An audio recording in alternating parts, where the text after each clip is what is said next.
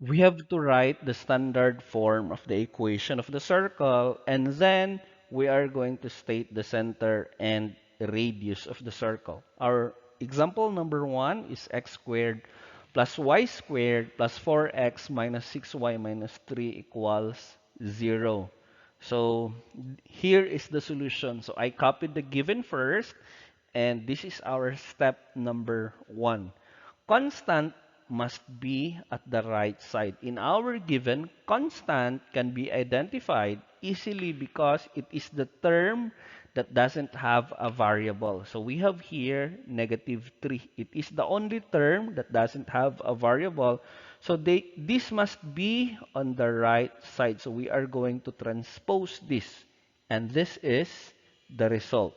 After doing this, let us go to step number 2. Group terms of x and y. Meaning we are going to place all x terms in a parenthesis and y terms on a separate parenthesis. And this is the result.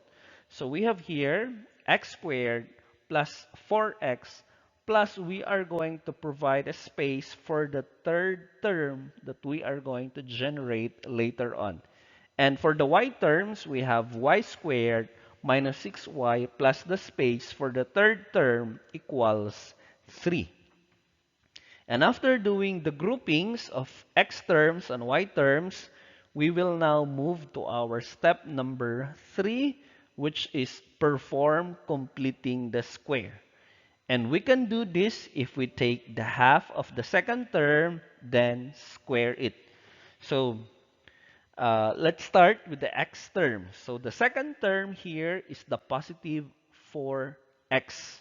And we are only interested to the numerical coefficient. So we are going to divide this by 2 and square it. So this is the process. So we have 4. We are going to divide it by 2. And that gives us positive 2. Square it. Then we have a positive 4 as a result. For the y terms, the second term is negative 6y, and the numerical coefficient is negative 6. We will do the same steps, negative 6 divided by 2, and the result is negative 3. This negative 3 will be squared, and that gives us positive 9. After doing this, we are about to complete the process of completing the square. So we have letter B. We have to add the results to the blanks and to the right side.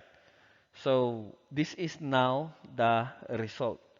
So the x terms has this third term already, which is x squared plus 4x plus 4. So notice that we added 4 here, and we will also add 4 on the right side.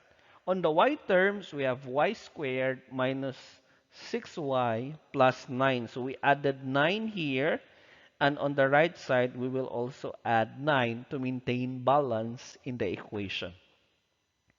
So after doing this, we are now ready to move on to our last step. Step number 4, factor the perfect square trinomial forming a square of a binomial. So this is now a perfect square trinomial. So the x squared plus 4x plus 4 is a perfect square trinomial, and this is also a perfect square trinomial, y squared minus 6y plus 9. So how are we going to factor this out?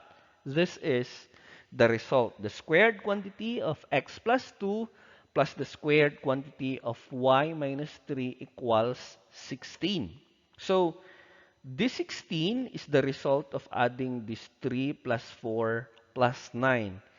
And the square of a binomial is from this one. So x squared, the square root of x squared is x. And the square root of 4 is 2. And we just have to copy the sign of the middle term. And then we just have to complete that. The parenthesis will be raised to the power of 2. And then for the y terms, y squared, the square root of it is y.